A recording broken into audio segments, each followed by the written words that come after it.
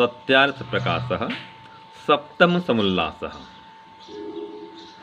हमने कल पढ़ा था कि परमेश्वर दयालु भी है और न्यायकारी भी है।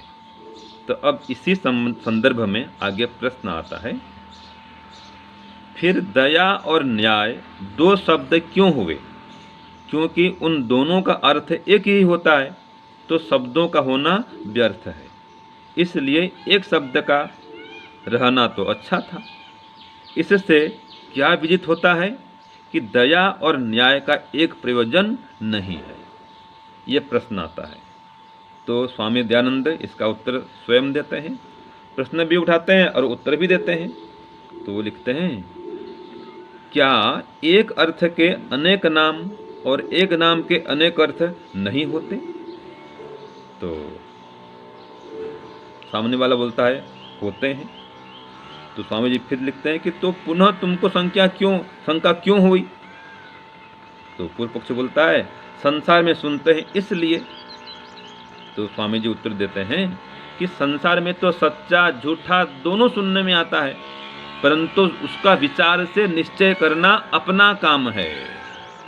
ये स्वामी जी लिखते हैं कि संसार में तो झूठा सच्चा दोनों सुनने में आता है, तो सच क्या है झूठ क्या है इसका निर्णय हमको करना होता है। तो जो न्याय और दया दो शब्द हैं वो ठीक ही हैं, क्योंकि एक ही अर्थ के हम देखते हैं अनेक नाम संसार में होते हैं, और एक नाम के अनेक अर्थ देखना हो तो हम एक नहीं निरुक्त पढ़ेंगे तो कई ऐसे नाम मिलेंगे और कोई अर्थ मिलेंगे, अनेक अर्थ मिलेंगे। एक ही शब्द के कई अर्थ होते हैं और अनेक अर्थों वाले भी एक शब्द भी मिलेंगे। तो ये तो संसार में हम देखते हैं। तो स्वामी जी लिखते हैं आगे, देखो ईश्वर की पूर्ण दया तो यह है कि जिसने सब जीवों के प्रयोजन सिद्ध होने के अर्थ जगत में सकल पदार्थ उत्पन्न करके दान दे रखे हैं। इससे भिन्न दूसरी बड़ी दया कौन सी है? अब न्याय का फल प्रत्यक्ष दिखता है कि सुख दुख की अवस्था अधिक और न्यूनता से फल को प्रकाशित कर रही है। इन दोनों का इतना ही भेद है कि जो मन में सबको सुख होने और दुख से छूटने की इच्छा और क्रिया करना है, और बाह्य चेष्टा अर्थात बंधन छेदन आदि यथावत दंड देना न्याय कहता है। दोनों का एक प्रयोजन यह है कि सबको पाप और दुखों से पृथक कर देना। ये स्वामी जी ने लिख दिया। तो ईश्वर दयावान भी है, परम दयालु है। तो दया क्या है परमात्मा की? कि उसने हमारे उद्देश्य को पूर्ण करने के लिए ये संसार में सारे पदार्थ परमात्मा ने बना करके दिया है। शरीर भी परमात्मा ने दिया है। ये पृथ्वी, जल, अग्नि, वायु, आकाश, पेड़ पौधे किसने बना कर दिया है? परमात्मा ने। ये उसकी दया है। ये शरीर में कैसे कैसे कार्य करने वाले तंत्र हैं, ये तंत्रिका तंत्र मस्तिष्क में है। परिसंचरण तंत्र जो रक्त प्रवाह चलता है, एक तंत्र है। यह परिसंचरण तंत्र, रक्त का प्रवाह जाते रहना। धमनी शिरा दो प्रकार की नस नाड़ियाँ हैं, एक शुद्ध रक्त का प्रवाह करते हैं तो एक अशुद्ध रक्त को हृदय की ओर लाती हैं। ये सारी व्यवस्था परमात्मा ने की हुई है। ये कितनी दया है। हम भोजन करते हैं, हजम कौन करता है? ये पाचन तंत्र है। खाना पीना को फिर शरीर से बाहर निकलना कौन करता है? ये उत्सर्जन तंत्र करता है।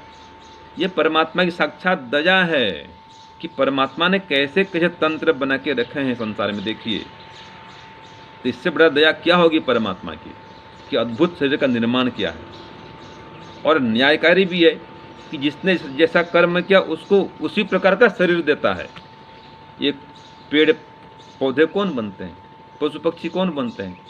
ये सब एक दिन मनुष्य थे, तो बुरे कर्म किए इसलिए पेड़ पौधे बने, पशु पक्षी बने। ये मोर की आवाज़ सुनते रहते हैं हम। ये मोर कौन बनते हैं जी? ये सारे पाप करने वाले मनुष्य थे, पापी थे लोग पहले, इसलिए अभी पशु पक्षी बने। ये देखिए आवाज़ है।